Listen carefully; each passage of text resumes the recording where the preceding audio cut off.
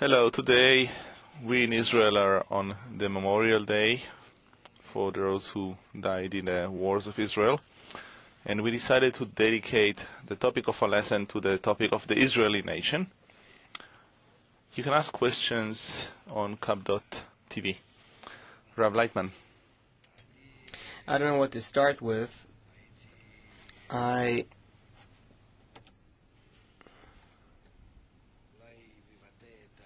Perhaps I would express my attitude or my relation to the Israeli nation as to a part in the army that is like a commando team, like a squad, that are sent to a mission, and they go. On the way there, they encounter all sorts of problems. Some fall down, some are more successful, some discover the mission better on the way. Say they're sent to a different world altogether, a different planet where the conditions are unknown, nothing is known, and on the way they have to get along by themselves, manage the process, understand what actions to take, how to achieve the final goal, conquer that new place that they don't know its nature and conditions beforehand. So that group goes through various problems, as if they go through jungles and swamps and deserts and all sorts of scrutinies within the nation. They fight among themselves as well. They have those little feuds and separations and connections, and it all happens within that commando that was sent to conquer a land. And that's sort of how I look at describing this battle which we are in.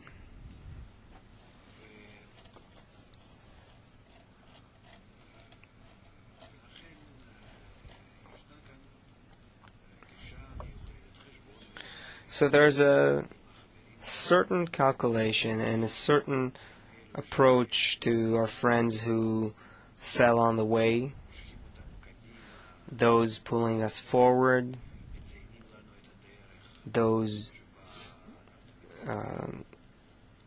showing the path on which we advance. There's many steps in this process. It's really like a very unique historical adventure of those reincarnating souls that follow their instructions cycle after cycle until they come to the last phase, where they already came to the right place, and now they need to set themselves up, they need to arrange themselves or align themselves towards the last battle. That's all good if the battle would continue in a way that we know from adventures or discovery of new lands, where you go through a big ocean, jungles, you encounter some tribes that you fight with, you conquer, you connect with, and so on. But there's a different battle here. And that one is an inner battle, not an external one. where using the force of the ego and egoistic bonding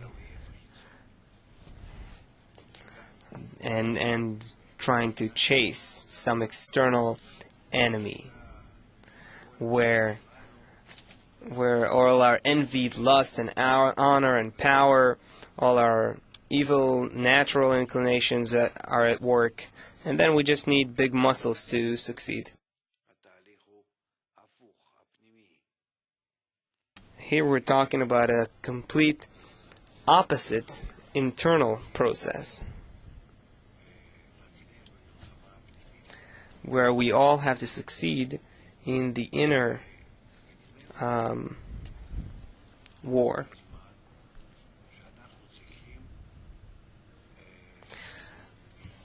We think that we always have to exploit the external enemy. To win over, to triumph the external enemy. In truth, it's only an imagination. If we win over ourselves, then the external enemy disappears. If not, we have to fight the external enemy as well in the meantime in order to buy us some time, because we are entering the time zone now. If we're not working against the inner enemy, then that's where we have to meddle with time. So we have to do an external action to buy us time for spiritual action. That's why we're in a world that is completely divided into two. Part of it is corporeal, part of it is spiritual. And this is how we have to relate to our friends. Those who are with us in corporeal systems and those who are with us in spiritual systems. Both have a good and beautiful part in this great battle towards the final correction.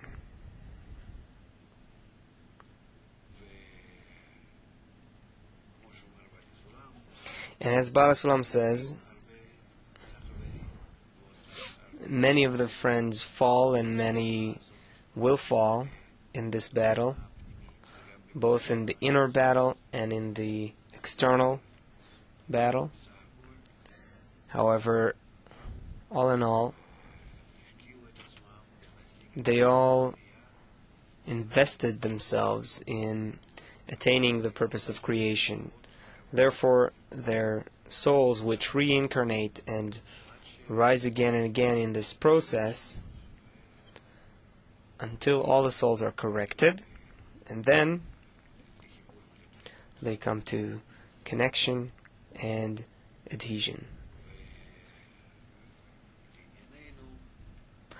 And with regards to us, we're always facing the future and not the past, and we have to try to create our inner systems by which we will shorten as much as we can those external systems.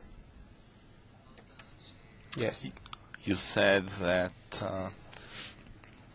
Israel are like a commando, an elite unit that is sent to a special mission. Yeah. Where? To conquer the evil inclination. Israel means the spark, the point in the heart that is like an alien force within a hostile land or a hostile country. But I'd like to say this circle is the hostile land, and this is Israel.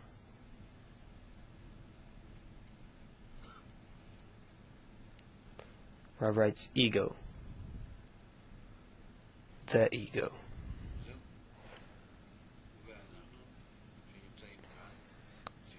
And we found here should really try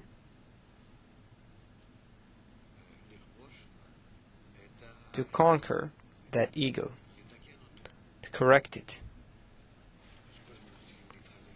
So first, we have to strengthen ourselves. Strengthen ourselves and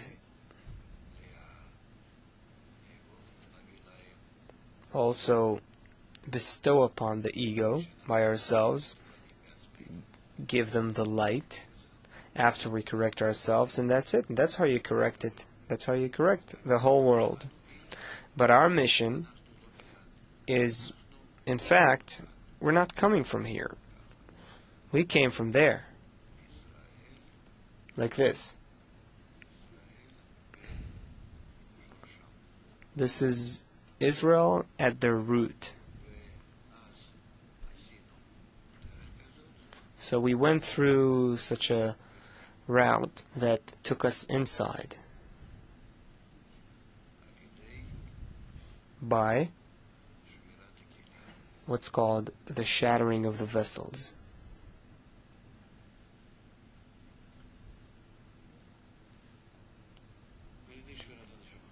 The shattering of the collective soul. And we went in, and now at first we're broken there inside, and we have to become corrected, and to the extent of our correction we correct the collective ego. Who's the chief of staff that sent this command unit? Him, the Creator. Israel is a part of Him. It's called Galgalta Enaim, vessels of bestowal.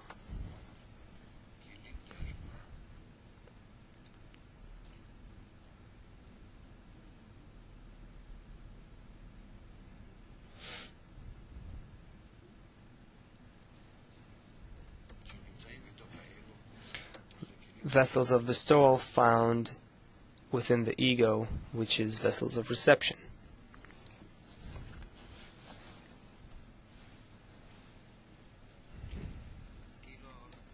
So, seemingly this chief of staff sent his command unit. Sent the commando, gave them strength, gave them the connections, everything. And if they're connected to him, but they have no choice. He broke them. He shattered them. What does it mean? In order to put them inside the hostile land, he had to give them the same form of that hostile land. It's like we go into a country as an undercover team. And each one of us is exactly like the people of the land. Say we're being now sent somewhere, Africa, for instance. So we'll take on the same shape and form of the people in Africa.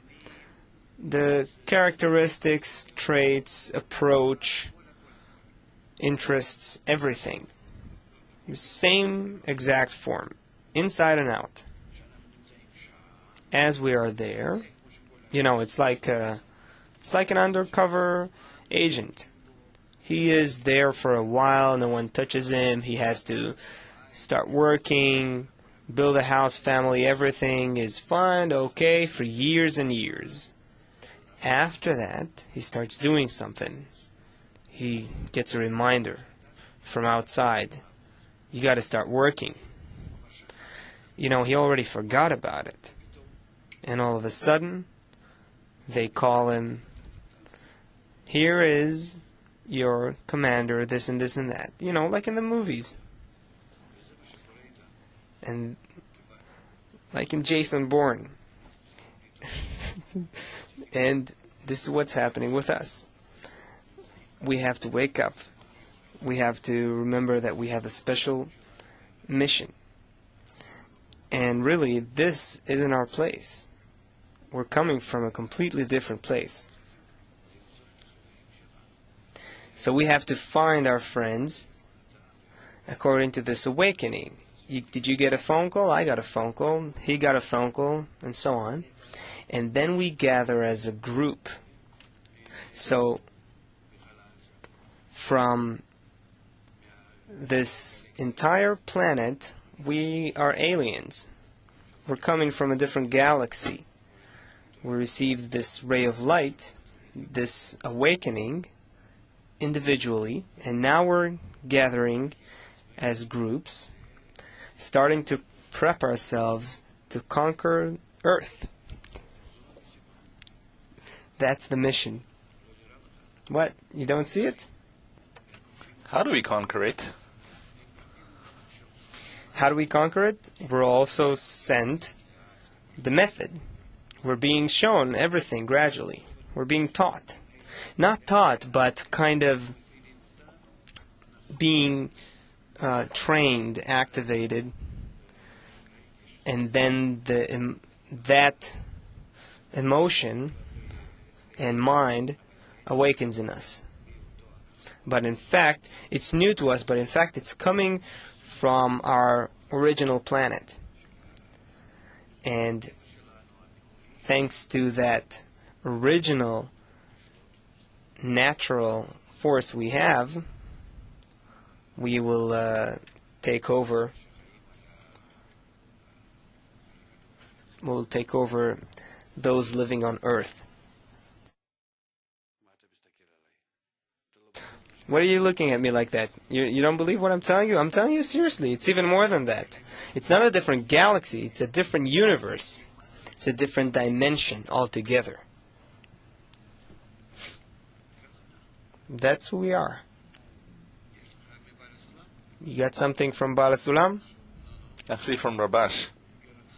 In letter 8 he writes, "Finally, a handful of people have gathered together to be in one place under one leader, and with a spirit of braveness above human spirit, they stand firm against all those who come to defeat them. And certainly these people have to be brave and have a firm spirit and a decisive decision to not take a step back. And they are fighters, warriors of the first degree, who will fight against desire until their last drop of blood. And all their aim is only to win that war for the honor of the Creator." Well, for our homeland, let's say, the old one, the one back there. Yes. I don't understand why those people whom you call Israel, why are they different if everybody needs to reach that purpose? So it's only a matter of time? Why are they aliens? They're aliens because I'm not talking about their external form, their body or their all sorts of, flesh and blood organs. I'm talking about that interior that does not exist in other people in the world, on Earth, but only in them. It's this inner software that is in them, here, coming from the other world. Others don't have it? Others don't have it. But everybody has a point in the heart. No, there's none. No. And they only won't those. And they won't have it? We'll see. They will maybe go through something in order to have that, but in the meantime, that's not the concern. What we're talking about now is the phase where those undercover agents have to connect together and organize themselves in order to conquer Earth. In the article of Arvud, Bala Sulam writes that it is up to the Israeli nation, which is the topic of the lesson also, it's up to the Israeli nation to train themselves, prepare themselves and the whole world until they'll develop to be able to take on that high work of loving the others, which is the ladder to reach the purpose of creation, which is adhesion. So we came here in order to or put things in order, like in our home planet. There, everything is in order to bestow. It's complete love. It's something opposite to what we have here. We came here in order to finish all the, how to put it, the horrible order that happens here, where the people of Earth are ruining themselves, they're annihilating themselves. Soon they're going to put an end to their life here. We came here to help them, to save them, to set up a different life for them. That's the mission. Now we're waking up,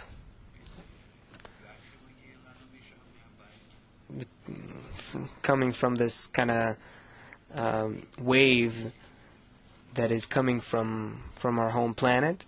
We're being activated to start working. Okay, so we were awakened and now we unite. Using what language can we talk to those who didn't come from that planet? I don't know. That's already the technology. You're asking, I don't know. That's I don't have a clue. Maybe we'll throw into the water something, how do you call that? We'll throw them some magic remedy. I don't know. You're asking about the implementation already. What I'm talking about is the status itself. Yes, Moti. That special group was actually founded in Abraham's tent. He was their first commander. Throughout history, it actually did conquer humanity, Earth, in many areas, culture, science, and it did it successfully. But it wasn't founded for that purpose. We know it was founded in order to take humanity towards the correction. Now it has to really conquer and realize the goal, the role for which it was founded. Where should it come from, that desire?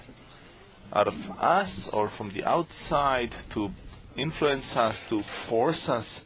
Where should this desire to conquer Earth come from and to correct the world? This is the task that you receive, and that's it. It's the mission that you get, and that's it. You have inner foundations that where this hard drive with the data is being revealed in you, and the ability to connect to that higher force, that ray of light that comes from the home planet, where you can feed on that and get a feed from there. And then how do you work? You work from the hard drive through your external body that operates towards the people of the world. Then you can have contact with them. When she wanted to conquer, then in science she gave birth to Einstein. Now in the correction, what? No. There was no intention to conquer, not the culture or religions or science. That's incorrect. That's what you're adding to my story, which is incorrect. There was no issue there. There was no special task in that. No. Because there are preparations for a spiritual action, so they also have excellence in corporeal actions, but it's not more than that. And most of that also comes from the fact that they are an ancient nation that exists to this day. It isn't like that this is part of carrying out a special plan.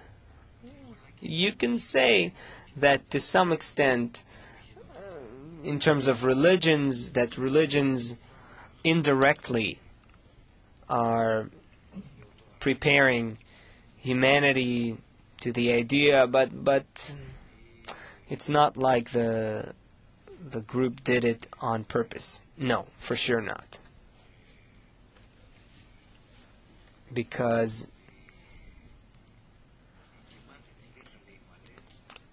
they almost managed to succeed in assimilating, canceling themselves, dissolving in the people of Earth, the Earthlings. You know, there are such theories that Jews aren't from this world, that they are from other planet. So I agree with that. Yeah. You see, the story came out actually nice. Yes, Mike? Can we say the following, that in order to fulfill the mission, that commando first has to locate one another? Yes. Yes, this is given to them. You know, it's like when you're in a foreign land and someone tells you, this guy and the other guy were also sent like you, and you have to join together to fulfill your mission. That's how we join a group. Okay?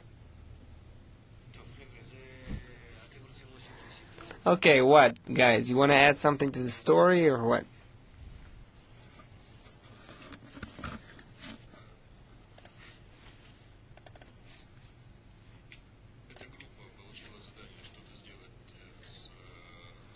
Человечеством.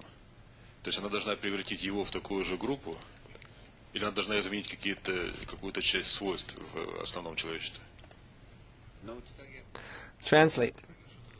This humanity received a mission to do something with the main humanity. This group received this mission, or to add all of humanity to its group, or what? It's the same thing. It's one and the same. Whether you change humanity or join humanity, or it doesn't matter. It's the same thing. Whether you say it like this or like that, it's the same thing exactly. Because basically, you're letting the light work. It's neither this group or the others do anything. It's just actions making them more sensitive for the influence of the light, which gives the awakening to all. Yes. Rav, in a few hours we're going to have the sirens for the Memorial Day, and it'll be a moment of silence where many people in this country will be in one thought, remembering the same thing. The question is, is there even such a thing where we can participate in that thought, yet lead this whole stream that there is at that moment towards some sort of awakening, or is that just an imagination? No. We mustn't touch these moments of others, because we may create, bad responses, bad reactions, and create a negative image to the wisdom of Kabbalah. We are a part of the people. We are feeling everyone's pain. With it, we're also saying clearly that if we want these things to stop, we have to start behaving differently. And if we're not saying it about the past, but let's say towards the future, if we fix our relationship, there is no other force, no enemy that can hurt us. And this is what Baal Salam says, that no other nation, no other control can come to us and do something to us. That's on the condition that we are in the quality of bestowal. Because you can't touch, you can't sting, you can't hurt the quality of bestowal. It's a quality that the ego has no grasp of. It's in contrast to it. It has no access to it. It's the same thing like corporeality towards spirituality. You can't do anything about it. It's just like magic. It's something unnatural. It's really above nature.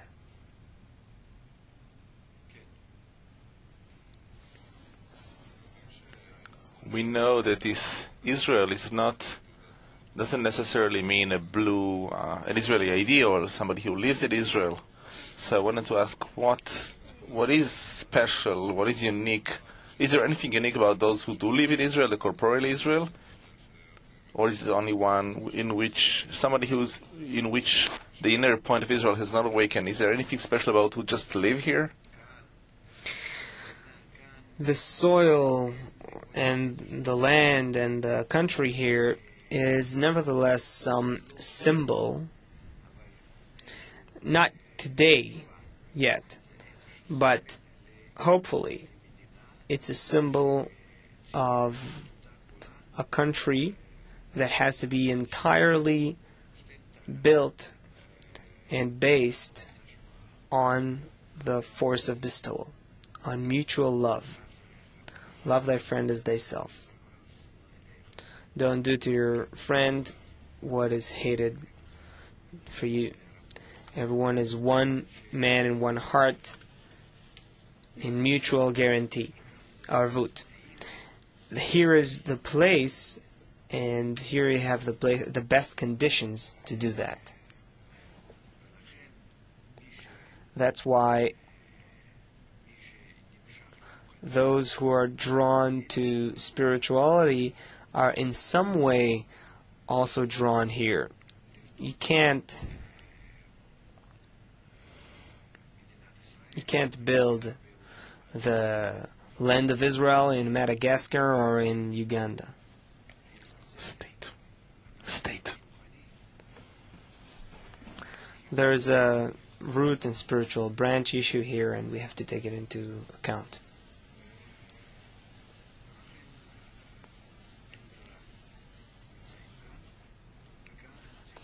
So, there's no choice. We're here, and here we have to build a state of bestowal, love, and give an example to the world. Only like that you will overcome all the enemies and you will reach true independence and stop all the casualties. Rav, there's a question from Haifa, a student from Haifa. You said Rabash was very concerned about every soldier. Can the pain of Memorial Day bring about the prayer of the collective? Yes, but it's not the matter of the prayer of many or the prayer of an individual. This isn't the kind of questions that we ask, because the wisdom of Kabbalah doesn't address this. So what, we'll do our own memorial prayer now, or of course, yes, as the nation's culture and tradition, but not that we come to something by that. We have to understand, what do we raise from our cry, from the bottom of our heart? What collective desire, what collective deficit? What happened because we weren't corrected and we received the opposite outcome from a good that is for a force that is good, that does good. And today we have to take ourselves and set ourselves correctly. A hero will not win through his great strength. We have to understand that these wars are endless. There's no end to these feuds, here and all over the world. There's no end to these wars, and there won't be any end until we realize what's up to us to do. And now we all received a command from our home planet that we can start working. So let's do it. And for this mission, Alex from Beersheba is asking, how do we connect with the upper force? Through the connection between us, we discover that force. And with that force that becomes revealed between us, we work towards the entire world. This means that first we have to unite then we can work. Otherwise, you have nothing you can give. You'll just give empty papers. Well, and you got something to add? Some excerpt? Yes, the first article from the speech to the completion of the Zohar, Bala Sulam says the following about the opportunity for redemption. Thus, even though the Creator has delivered the land from the hands of the nations and had given it to us, we have not yet received it. We are not enjoying it. But with this giving, the Creator had given us an opportunity for redemption.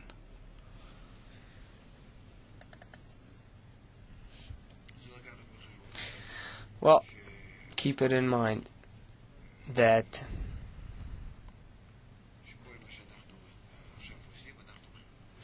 all that we're doing now is on the account of the host, so to speak. He gave us an opportunity to start organizing ourselves, to have the required conditions and forces, and if not, if we won't do our role, fulfill our mission, then we will have to be awakened by very unpleasant means, because we eventually must complete this mission. Okay?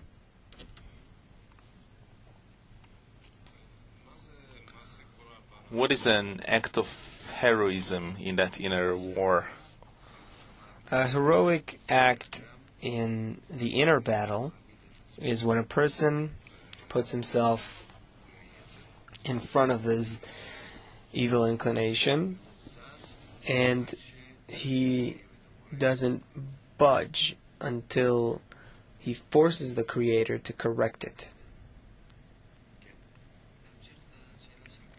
To continue Glycerin's question, in a corporeal war, there are situations where a soldier may sacrifice himself for the rest of his friends, for his homeland.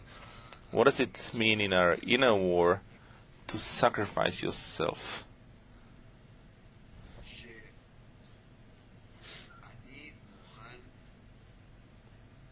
That I'm willing to not leave to myself, to my will to receive, any fulfillment, any reward.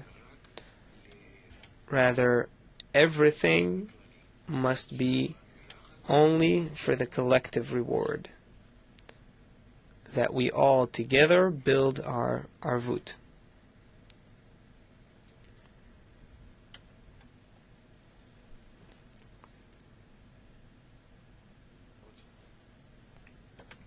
Yes.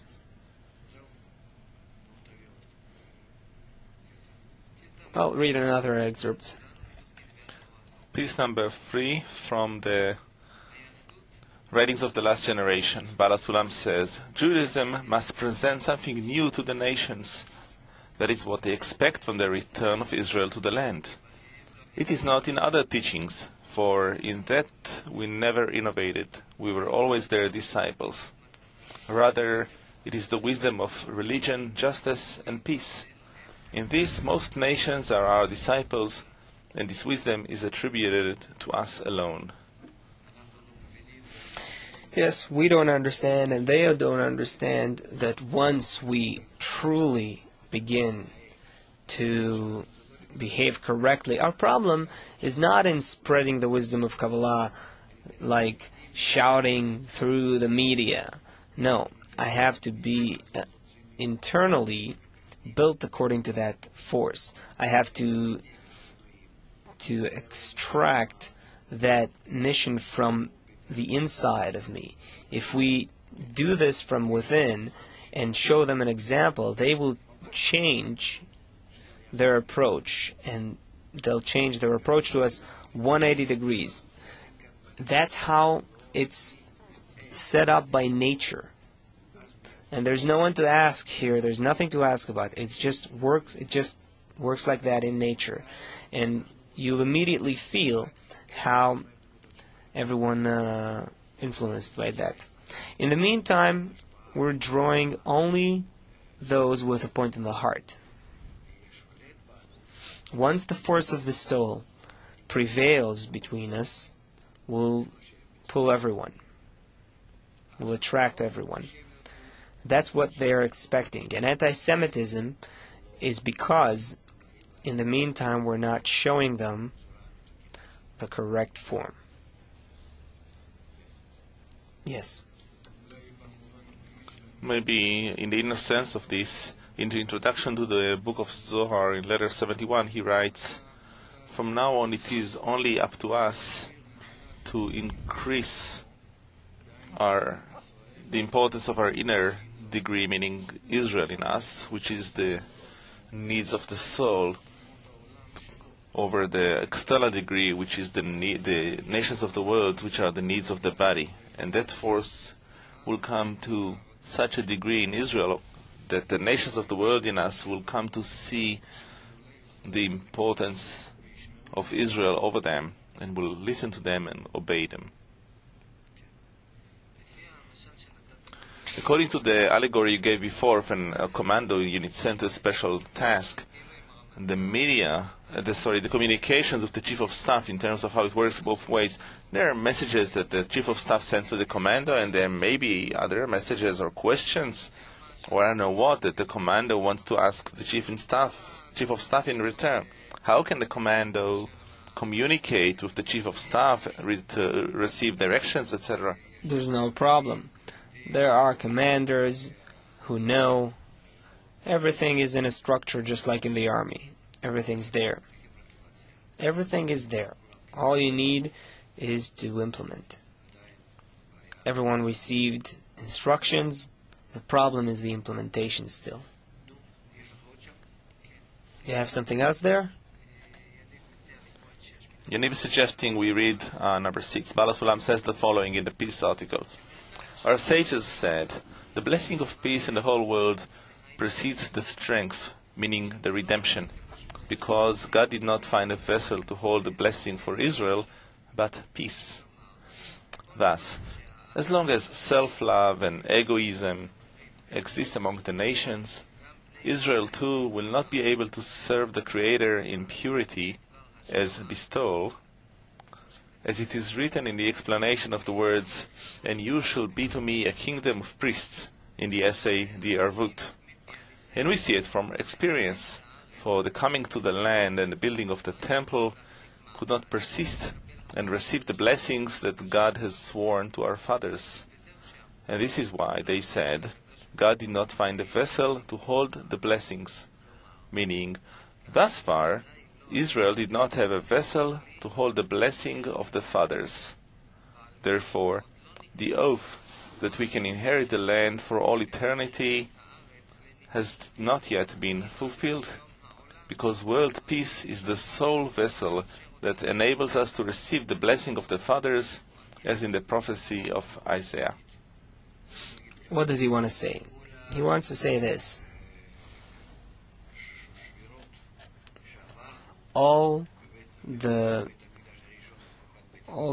breakages, the breakings we went through in the first ruin of the temple and the second are because there was no time for complete redemption yet. So the ego, inside and outside Israel, was on the rise. Now, however, as we approach correction, we're approaching the world's correction. That's why this redemption is a complete redemption, and there won't come afterwards, after the general correction called the correction of the temple, there won't be another shattering. Meaning there can't be complete correction for Israel if they don't correct the world. Ilan from Canada is asking, will we be able to pull all of the nations behind us only after we pass through the Machzom? No. Along with it, if we try, if we make an effort, there's no limitation in terms of whether it can happen after or now. Only the condition is if we are working towards that. We don't need to wait, in other words. We're also seeing that the world is diving into a big crisis, a global crisis that will be felt in any way, shape, or form of humanity. They'll feel that nothing is working in any sense. And therefore we mustn't wait until we set ourselves up here and then towards them. No. Just like we, everyone else, have to start accepting the method of correction and make sure that we are realizing it. Samir from Hadera is asking, how do we cope with the fact that we are not succeeding in interpreting the intelligence that the Kabbalists are giving us?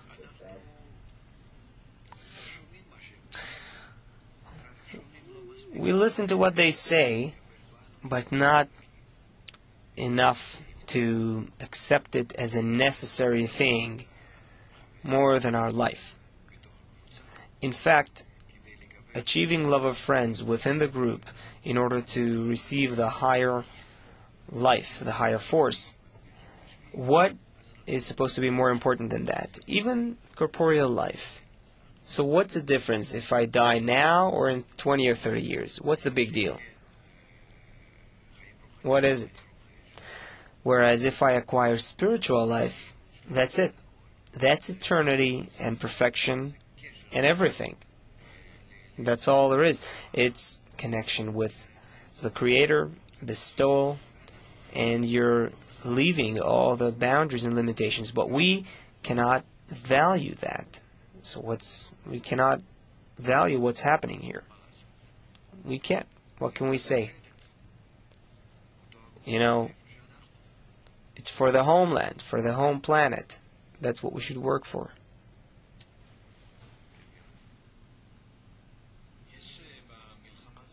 In this war, is there such a phenomenon called Memorial Day, or does that only happen in our world?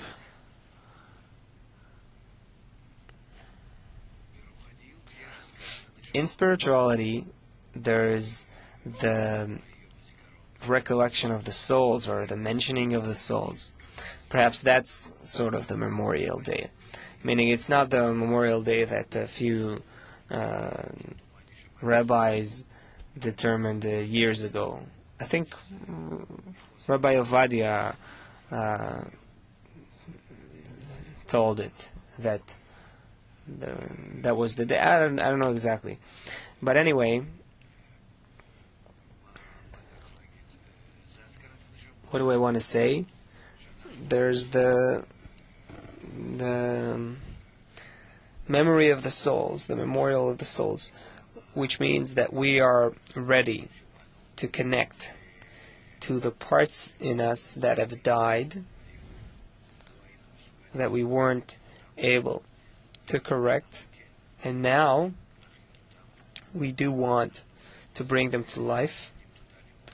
By that, we give thanks to the Creator that these dead parts are connected to us. They're dead in their ego, but they're connected to us in a way that we can awaken them, connect them to us, and sanctify them, which means make them work in order to bestow. We're talking about the souls here. The bodies are something that comes and goes. But the souls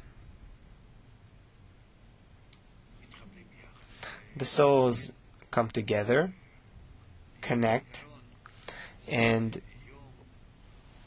therefore the Memorial Day in spirituality would be when we awaken the connection, evoke the connection between us and them in order to continue the process towards the end of correction. So in fact it's a day of elevation, of upliftment, because death in spirituality in fact is a correction. Meaning this Memorial Day is part of the process of continuing the campaign. Yes, of course. Every one of us goes through a death in corporeality or recognition of evil wise. Yeah, of course. Without it, you can't achieve corrections. How can you?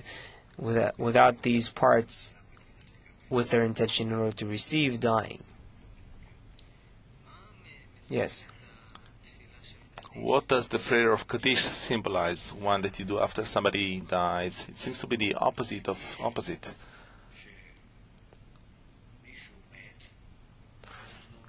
Kaddish is that we say thanks to the Creator when someone dies, right? This is what we're saying in the blessing. The praise the name of the Creator and His greatness. Why? Because someone close to me has died? How can I say such a thing? Right? So all those things are talking about the spiritual level. If I'm on the spiritual level, I'm looking at the will to receive, which passed away in its egoistic form by the light's influence by the Creator, that finally influenced it in a way that this part passed away, and now I can do what's called the revival of the dead, meaning take the will to receive that was passed away with the intention in order to bestow and begin to work with it that was passed away in order to receive and begin to work with it in order to bestow. So, the death of the ego, of the intention to receive, when there's only a body left without an intention, and the body rots, and then I can start working with it, with that desire to receive. That is great aid from above. That's why I'm grateful for it. That's why we're saying, praise the Creator. That's why we're saying the prayer of Kaddish. To us it's a contradiction, because we're egoists. Sure. How can I thank the fact that for the fact that a close person to me has died? This is what's happening with us. But really, if you look at all our prayers, if you start delving into what they mean, you'll see that it's really not making sense towards our life. It's all irrational. It's all complete lack of sense, of any common sense. What can you find that is reasonable, rational, logical in all our what we know as mitzvot and commandments? There's nothing, because it's all coming as a replication of spirituality.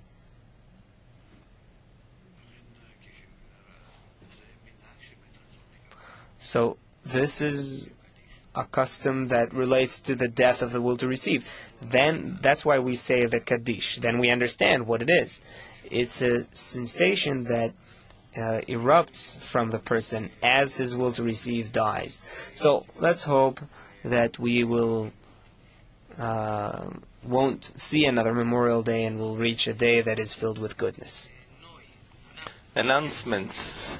We, a convention of bonding in Rome, on the 20th to the 22nd, will rise to a new degree of connection in Rome, Italy. It will include lectures from Laitman and global events of connection throughout the whole world. For details, go to the website www.kavinfo./Italy. Celebrating Independence, Kabbalah Lamar inviting you, students from all of the centers in Israel. Tomorrow we'll have a shared celebration of independence in the Kabbalah centers around Israel. Live broadcast of the lecture of Rav Laitman, who will be in Holon. Workshops with the Kabbalah College teachers. Free entrance tomorrow at 6:30 p.m. For details, go to the website or call the phone number. With this, we conclude. Thank you and have a great day.